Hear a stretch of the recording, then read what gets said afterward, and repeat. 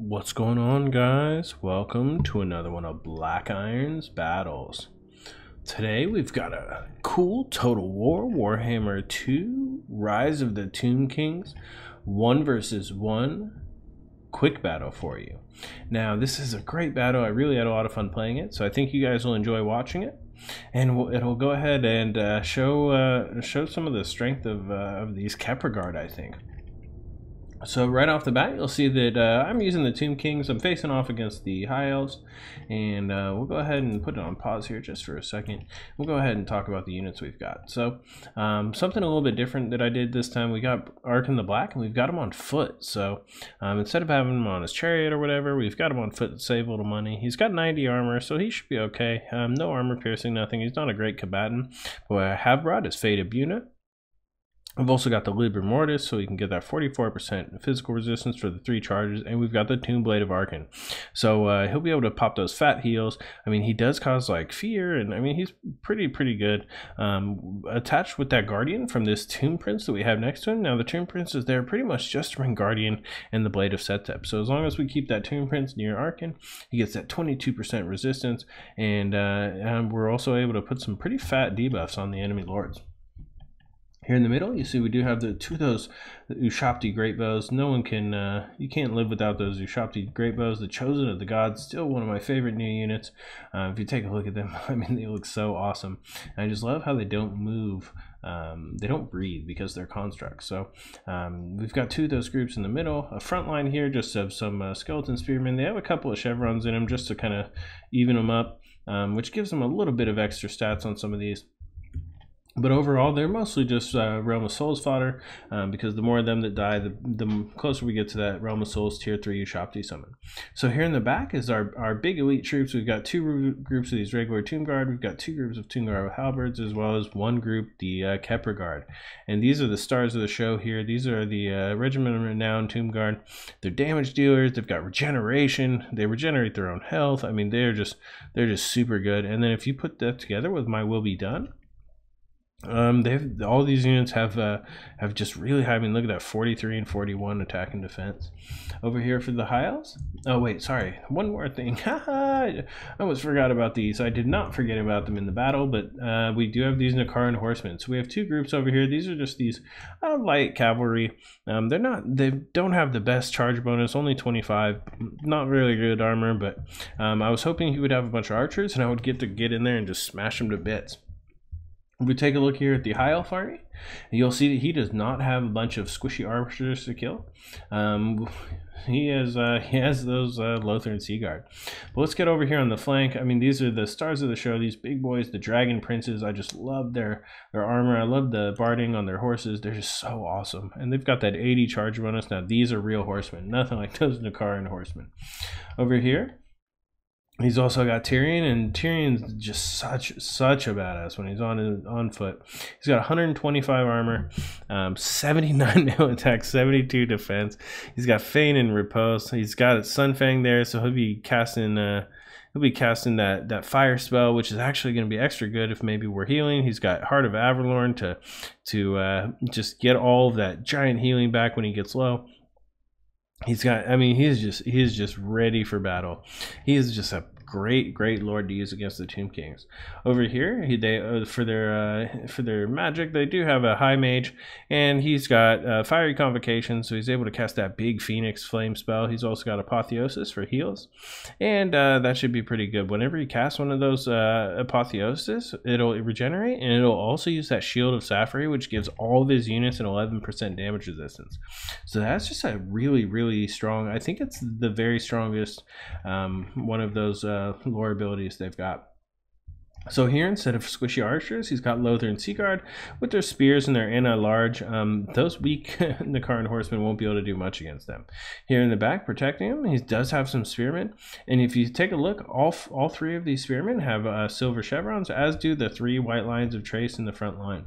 White lines of trace are always pretty hard for me to use.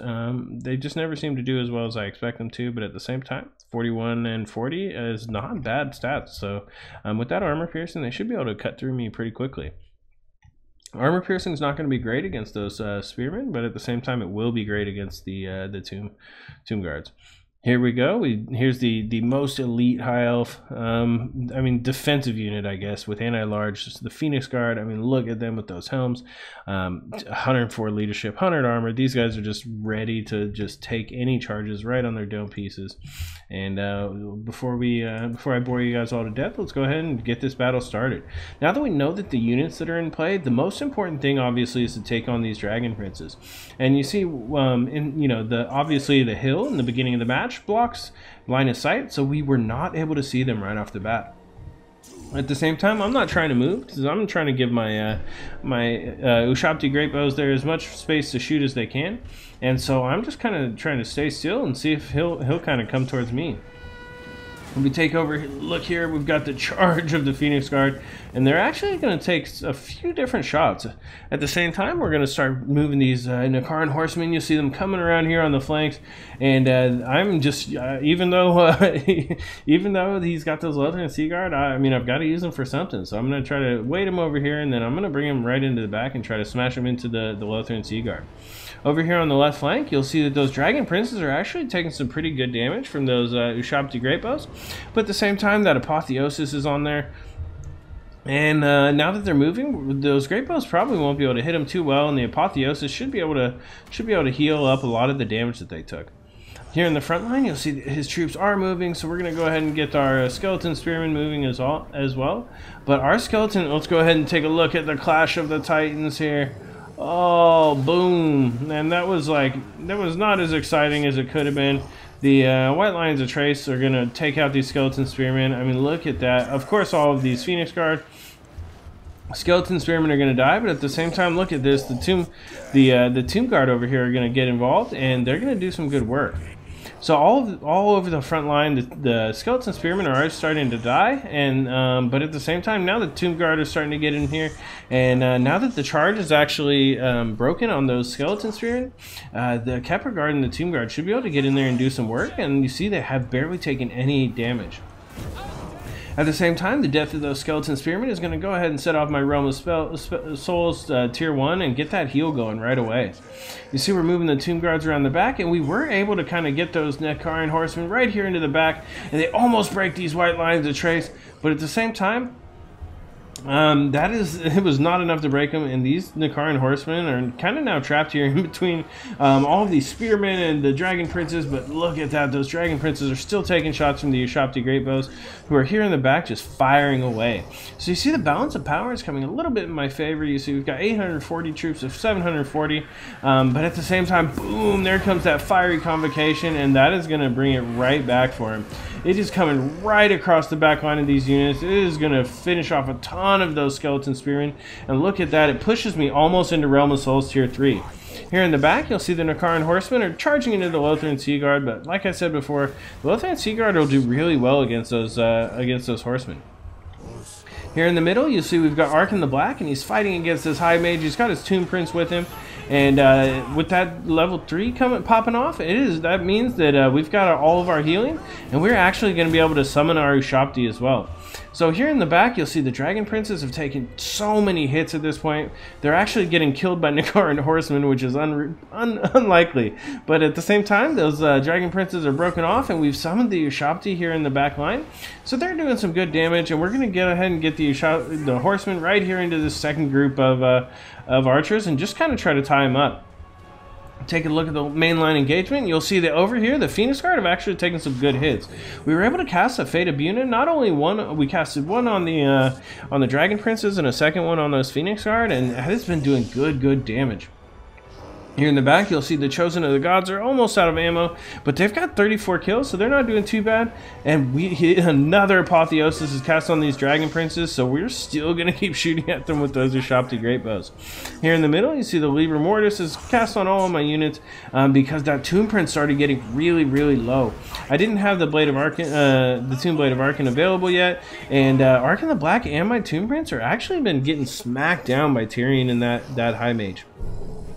Luckily for me, though, here in the back, the Ushabti are starting to win. We've got them now up against those, here, we can see them up against those Dragon Princes, and the Ushabti with their giant swords, you see them just, they'll be cutting down those Dragon Princes. I mean, they'll die themselves, but at the same time, those Dragon Princes, they'll lose a few models with every swing. Here in the back, you'll see the Nakaran horsemen are pretty much going to break off, and all of these Lotharian Sea Guard are going to be grouped up and ready to do some good damage. Oh man, look at that. You see, I actually used a Fated unit on those Spearmen. That was actually one of the fullest health units I could find, and I wanted to be able to kind of get in here and get into the back lines. So I was able to actually shatter that unit there with that Fated unit. So even though there was a cheap group of Spearmen, we were able to take them out. You can see the Ushabti Great Bows knocking off. They shattered those Dragon Princes. But here in the back, there's just tons of shots coming in from these Lotharian Sea Guard. I mean, they still have a bunch of ammo, and they're going to just kill off these Tomb Guard. So at this point, it's important that I try to get whoever I can into the back and try to stop those Lotharian Sea Guard from firing any longer. You see, we've actually ran out of ammo on the Chosen of the Gods, so they're going to get in here. And these Tomb Prince and Arkhan the Black have been fighting so long with Tyrion. Tyrion's down to about half health, but the Arkhan the Black and that Tomb Prince I've actually used the Tomb Blade of Arkhan twice, and there is not a lot of health remaining on the healing cap for Arkhan the Black. So you see here, we'll go ahead and we're going to go ahead and use that Libra Mortis again. You can see it just kind of getting in here. You can see Tyrion spinning around. And we've got the Chosen of the Gods. We've got almost everyone we can on top of Tyrion. All I'm trying to do is get him down. He is just so strong though, with all of that armor and all of those skills. It's just really, really hard to kill him. Same time, here in the back, you'll see that we have got the Tomb Guard with halberds as well as a group of regular Tomb Guard right on top of these Lotharian Sea Guard. And despite their good defense, they're not going to be able to fight against real infantry troops. Over here, you see these Ushabti Great Bows are still firing just the last few of their ammo, taking shots at these Phoenix Guard, and I'm hoping that I can break the Phoenix Guard before they get in here into this just big, you know, blob of action here in the middle.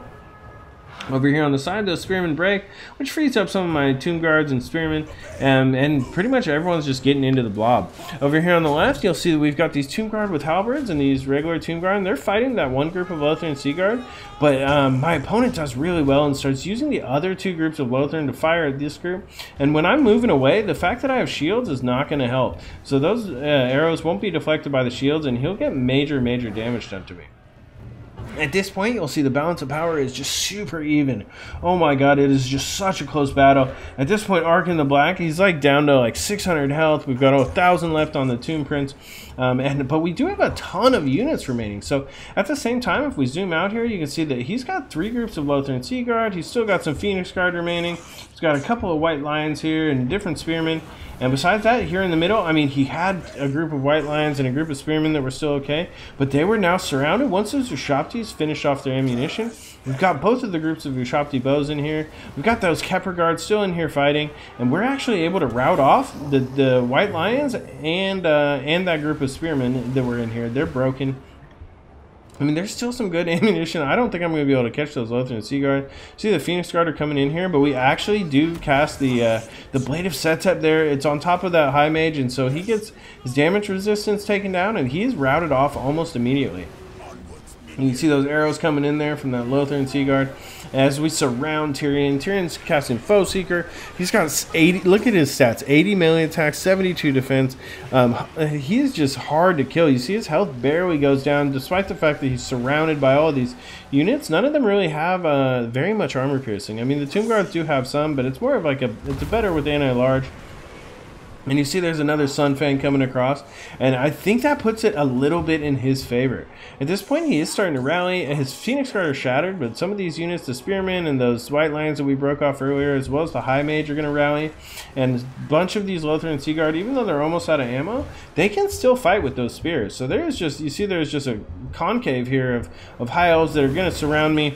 At the same time, Arkhan the Black now is down to 73 health. So if you take a look in here, you can see I'm just kind of trying to scoot through. You see Tyrion's in here. He's just cleaving everything around him.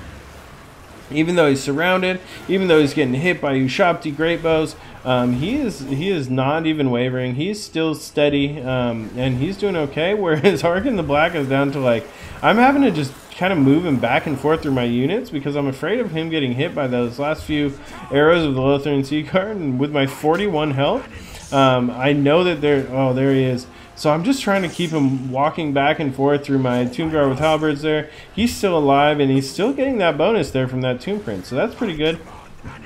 And at this point, I'm just trying to get into combat over and over again, because I'm trying to charge that Tomb Blade. Even though I've pretty much reached my healing cap, look at that. There's like there's some Lothar and Seaguard trying to get in there on top of Arkhan. 26 health remaining. He's still alive though, even though he's really not happy. He's still doing it okay, and he's in there long enough to break off these Lothar and Seaguard. You see the Tomb Guard with halberds are getting in there. This High Mage was actually broken off as well, and he is finally shattered. So that puts the balance of power a little bit in my favor. Most of these units are finally starting to shatter. It's those Chosen of the Gods, those Tomb Guard with halberds, those Khepra Guard, all of those units just getting in here. You can see here we have cast the Blade of Setep finally on Tyrion. It's brought his armor down to 95, his defense down to a reasonable 60, and at the same time, you know, Arkhan the Black is dead. But I think that at this point we've killed enough. 24 units remaining, my enemy has. Tyrion's pretty much taken down, and we finally call it a victory. That was just such a close battle. I was in the lead, and then it turned back around, and finally we pulled out the victory. If we take a look here at this post-battle wrap-up screen, we can see a lot of cool stuff happen. So first off, we'd see Arkhan the Black was able to do really good with that Fated unit. I cast one on Dragon Princes. I cast a second Fated unit on the Phoenix Guard, and a third on that random group of Spearmen. But either way, he was able to get 72 kills and do a lot of damage, as well as that Liber Mortis keeping people alive. And you saw that he was just non-stop fighting. I mean, I used the Tomb Blade of Arkhan a couple of times. Tomb Prince was in there keeping him alive. These two together, they were just the dynamic duo. Here in the front, you saw those skeleton spearmen took that charge. They died. You know, they didn't do very well, but at the same time, it's their job. They got in there, they broke the charge. I probably should have followed a little closer behind with the Tomb Guard to you know, effectively make use of that. But at the same time, they kept my numbers up. They allowed those heals to get off a little bit later. And overall, they kind of held in place long enough for me to get in and get some kills with these big Chosen Ushabti Great Bows and stuff like that. If we take a look at the Tomb Guard, they were finally killed by pretty much by those Lothar and Seaguard, I think. But at the same time, they were able to get in there and do their damage. Same with the halberds, although they were actually able to make it to the end. So you see these high defense units, they were the ones that made it to the end, whereas the lower defense units, they were actually taken out. I think that's because of these chevrons that he had on all of his troops. You see his units, Spearmen and White Lions, each got a couple, you know, about a couple hundred kills, about 100 kills on the Spearmen and about 200 kills on the White Lions. So that was pretty good. But a lot of that was on skeleton Spearmen. So the real kings here, those Phoenix Guard, you saw they took out one whole group of Tomb Guard on their own. They also took out a bunch of halberds. These guys were just massive. They came back for 3 fights. And if I hadn't been able to target them at the end there with some of those Ushabti and stuff, I think they could have carried the victory because I didn't have a lot to deal with them. Those Lothar and Seaguard, you see, they were able to take those Nakaran horsemen. They made it so those horsemen were really inefficient. So the spears on those Lothar and Seaguard sometimes are really useful against this light cav because there wasn't a lot I could do. So they kind of you know, countered that ability of my army, but luckily for me, I still had those Ushabti Great Bows, 150 kills with them. But the stars of the show, the stars of this battle, the Khepra Guard, you saw they were able to, I mean, they broke down their own side. They killed a group of Spearmen, they killed some White Lions, they got in the back, they killed some Lothar and Seaguard, they made it to the end. They still, I mean, that regeneration, they were just the masters of the day. So good, so great. And I think if it wasn't for them, I would have lost that game. The problem for my opponent, I think, was I mean, he did really good with the High Mage. He was able to get good number of kills there with his cast, and also Tyrion was just a master. I mean, he was in there, he destroyed Arkhan the Black, destroyed the Tomb Prince.